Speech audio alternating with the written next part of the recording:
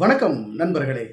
அதிமுகவை வழிநடத்தணும், வலிமைப்படுத்தணும், ஜெயிக்க வைக்கணும், நம்ம ஆட்சியில் அமரணும் அப்படின்னு எடப்பாடி பழனிசாமி நினைக்கிறாரு. எடப்பாடி பழனிசாமி நினைக்கிறது நடக்குதா? இல்லை. ஏன்னா நிர்வாகிகளை எம்எல்ஏக்களுக்கு சலுகைகள் செஞ்சு பணம் கொடுத்து தன் பக்கம் பேச வைக்கிறதும், தனக்கு சாதகமாக இருக்க வைக்கிறதும், இந்த பல்வேறு விஷயங்களை எடப்பாடி பழனிசாமி சரியாக செய்கிறார். ஆனால் அதிமுக தொண்டர்களின் மனதில் இடம் பிடிச்சிருக்கிறாரா அப்படின்னு பார்த்தா அதுதான் இல்லை. அப்போது ஒருங்கிணைக்கிற அந்த தலைமை பண்பு எடப்பாடி பழனிசாமிக்கு இருக்கா? ஓ பன்னீர்செல்வத்துக்கு இருக்கா? உங்களுடைய கருத்துக்களை கமெண்ட் செக்ஷனில் பதிவு பண்ணுங்கள்.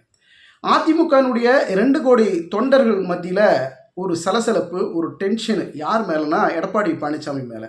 ஏன்னா எடப்பாடி பழனிசாமி தலைமை பண்புக்கு சரியானவர் இல்லை அப்படின்ற கருத்து அதிகமாக சமூக வலைதளத்தில் வைரலாக பரவுது. காரணம் என்னென்னா, அதிமுகவில் தொடர்ந்து தோல்விகள். 10 தேர்தல்களில் எடப்பாடி பழனிசாமி எந்தெந்த தேர்தலை சந்தித்தாரோ அத்தனை தேர்தல்களையும் தோல்வி. ஏன் அதிமுக இப்படி ஒரு தோல்வியை சந்திக்குது அப்படின்னு ஒரு சர்வேல பார்த்தோம் அப்படின்னாக்கா, எடப்பாடி பழனிசாமி தாங்க இதற்கு காரணம். புரட்சித் தலைவர் எம்ஜிஆர் அவர்கள் வழியில் வந்தவங்க, புரட்சித் தலைவி ஜெயலலிதா அவர்கள் வழியில் வந்தவங்க தான் அதிமுகவினுடைய தலைமை பொறுப்பில் இருக்கிறதுக்கு தகுதியானவர்.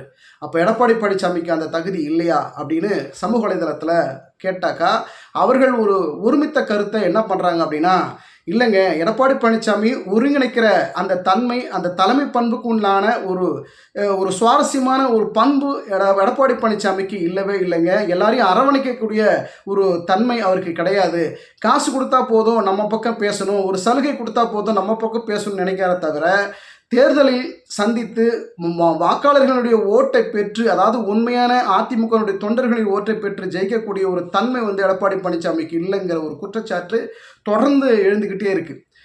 அதிமுக இருக்கக்கூடிய சீனியர்கள் எல்லாம் பார்த்தீங்கன்னா ஓ பன்னீர்செல்வத்துக்கு சாதகமாக இப்போ பேசக்கூடிய தன்மையில் தொடர்ந்து ஆதரவு அதிகரித்தே வருகிறது ஓ பன்னீர்செல்வத்திற்கு.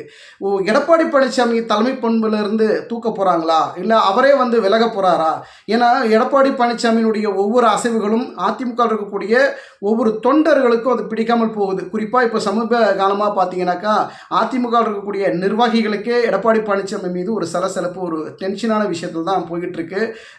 கேபி முனிசாமியிலிருந்து சிவி சண்முகம், செங்கோட்டையன், இந்த பக்கம் பார்த்தீங்கன்னா எஸ்பி வேலுமணி, இப்படி அவர்கள் கூட இருந்து ஒரு தொழில் ரீதியாகவும் ஒரு நட்பு ரீதியாகவும் அரசினுடைய மூத்த தலைவர்களுடைய ஆலோசனையாகவும் இருந்த இத்தனை பேரும் இப்போ எடப்பாடி பழனிசாமிக்கு எதிர்வினையாற்றக்கூடிய ஒரு சூழல் இப்போ சமீப காலமாக அதிகரித்து வருகிறது. இதற்கு காரணம் அதிமுக தொடர்ந்து தோல்வி மட்டுமல்ல, நடந்து முடிந்த எம்பி தேர்தலிலும் படுதோல்வி, சட்டமன்ற தேர்தலில் 2027 சட்டமன்ற தேர்தலிலும் அதிமுக தோல்வி அடைந்து விடுமோங்கிற பயம் அதிமுக தொண்டர்களுக்கு அதிகமாக வருது.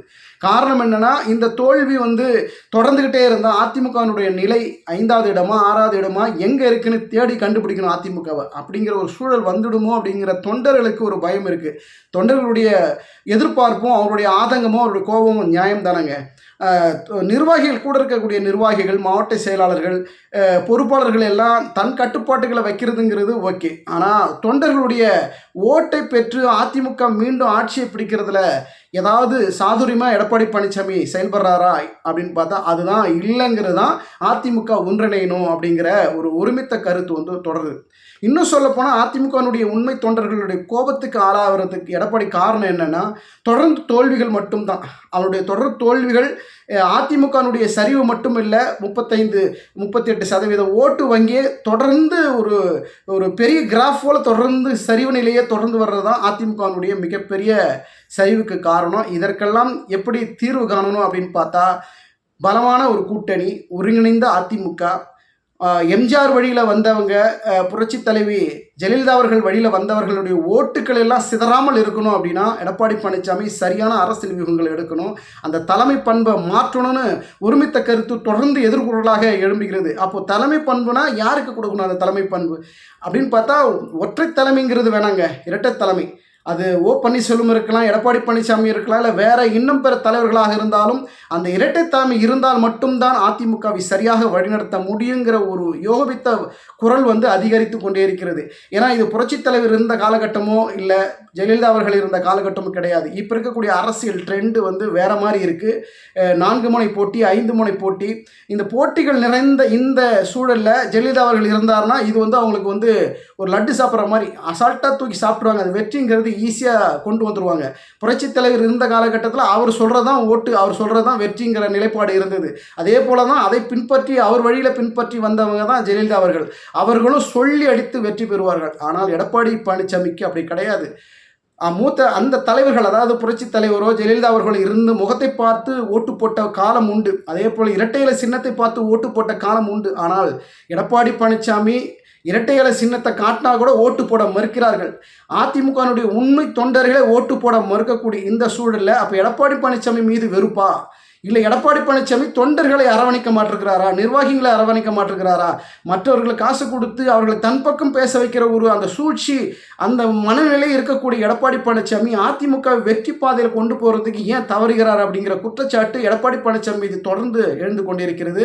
ஒன்றுபட்ட அதிமுக மட்டுமில்லை, அது யார் வேணாலும் ஒருங்கிணைப்பதாக வரலாம். உதாரணத்துக்கு CV சண்முகம் கூட அதிமுக ஒருங்கிணைக்கக்கூடிய பொறுப்பில் வரலாம். எதிர்க்கட்சி தலைவர் அந்தஸ்து வேறு யாராவது பொறுப்பில் வரலாம். இப்படி மாற்று ஏற்பாடுகளை செய்தால் மட்டுமே அதிமுக ஒருங்கிணைத்து இரட்டை தலைமை வந்தால் மட்டும். ஏன்னா இரட்டை தலைமைங்கிறது நம்ம குறிப்பிடுவது என்ன அப்படின்னா, பல வீடியோக்கள் நம்ம சொல்கிறோம் இரட்டை தலைமை ஓபிஎஸ்க்கு மட்டும் இவர் ஆதரவாக பேசுகிறாரு அப்படின்னு நீங்கள் நினைக்கலாம். அப்படி கிடையாது. அதிமுகவை மீண்டும் வெற்றி பாதையில், ஏன்னா தமிழ்நாட்டில் பொறுத்த வரைக்கும் ஒரு மாபெரும் இயக்கம் திமுக அதிமுக, அதுக்கு மாற்று கருத்து இல்லை. வேறு கட்சி யாராவது ஒரு அந்தஸ்து பெறுவாங்கன்னா அதற்கெல்லாம் ஒரு தலைமை பண்புக்கு வருவாங்கன்னா அப்படி கிடையாது. ஆனால் இந்த மாபெரும் 2 இயக்கமும் தொடர்ந்து மாறி மாறி ஆட்சி செய்கிறாங்க. அப்படி இருக்கிற போது ஒரு மாபெரும் இயக்கம் தோல்வி தொடர்ந்து சந்திக்குது அப்படின்னா அதற்கு எடப்பாடி பழனிசாமி கொஞ்சம் யோசிக்க வேண்டிய ஒரு சூழல் இருக்குது.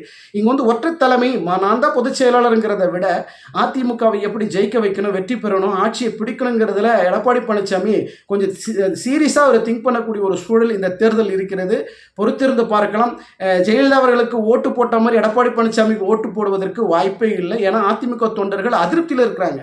ஓ பன்னீர்செல்வத்தை ஆதரிக்கிறதா, எடப்பாடி பழனிசாமி ஆதரிக்கிறதாங்கிற மனநிலை குழப்பத்தில் இருக்கிறாங்க. இதனாலேயே ஓட்டு அதிமுகனுடைய ஓட்டு செதறி போகுது. இந்த செதறி போகக்கூடிய ஓட்டுகளை எப்படி ஒருங்கிணைக்கணும், அந்த ஓட்டுக்களை சிதறாமல் அதிமுகவுக்கே போட வைக்கக்கூடிய சூழ்ச்சி, அந்த சதி, இதையெல்லாம் முறியடித்து நமக்கே அந்த ஓட்டு வரணுங்கிற அந்த ஏற்பாட்டை எடப்பாடி பழனிசாமி மேற்கொண்டால் அதிமுக 2026 தேர்தலில் வெற்றி பெறும். இல்லை என்றால் மிக மிக மோசமான தோல்வியை சந்திக்கும்னு அரசியல் ஆர்வலர்கள் பேசுகிறாங்க. இது குறித்து நமக்கும் அந்த ஒரு நிலைப்பாடு தான் வரும்.